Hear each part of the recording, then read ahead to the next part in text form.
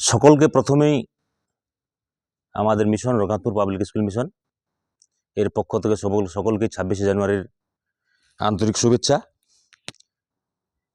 এবং শিক্ষক শিক্ষিকা ছাত্রছাত্রী সকলকে ধন্যবাদ। সুস্থ এবং সুষ্ঠু একটা পরিবেশের মাধ্যমে আমরা দিনটা উদযাপন করছি। মাস্টারমশাই বললেন 26শে জানুয়ারি সম্পর্কে, আমি শুধু দুটো কথা বলবো, বিশেষ করে ছাত্রছাত্রীদের। এই যে 26শে জানুয়ারি মানে এই দিনটাতে 1950 সালে আমাদের যে সংবিধান মানে ভারতবর্ষের যে আইন, এই আইন গৃহীত হয়েছিল। মানে দেশটাকে পরিচালনা কিভাবে করব, এখানকার মানুষজন কিভাবে জীবনযাপন করবে, এবং এই যে আমরা এক জায়গায় আজকে উপস্থিত হয়েছি বা এরকম যে প্রতিষ্ঠানগুলো প্রতিষ্ঠিত হচ্ছে এই আইনের উপর নির্ভর করে। মানে যতদিন সংবিধান এই যে আইনটা গৃহীত হয়নি, আমাদের যে কথা বলার বাক স্বাধীনতা, এই স্বাধীনতা পর্যন্ত ছিল না আমাদের। মানে আমাদের সংবিধানে যে গুরুত্ব, আমরা যে একত্রিত হয়ে কথা বলবো, আমাদের চিন্তাভাবনা মত প্রকাশ করব, এই প্রকাশ করার ক্ষমতা আমাদের ছিল না। মানে ইংরেজরা যখন ছিল, আমাদের এই মতামত প্রকাশ করার নিজস্ব যে ক্ষমতা, সেই ক্ষমতা আমাদের ছিল না। এটা ক্ষমতাটা প্রয়োগ করার ক্ষমতা দিয়েছে এই সংবিধান, এবং যিনি লিখেছিলেন তিনার নাম হচ্ছে বি.আর. আম্বেদকর।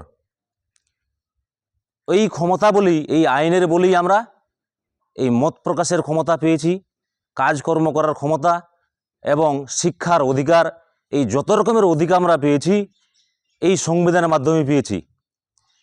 আমাদের কর্তব্য হলো এই যে সংবিধান, এই সংবিধান মেনে চলা, দেশের প্রতি ভালোবাসা, দেশের যে সম্মান, এই সম্মানকে আমাদের বজায় রাখা। এখন আমাদের সবচেয়ে বড় কর্তব্য হলো, যারা তোমরা ছাত্রছাত্রী, তোমাদের সবচেয়ে বড় দায়িত্ব এবং কর্তব্য আমাদের যে শিক্ষার অধিকার, সে অধিকারটাকে বজায় রাখা।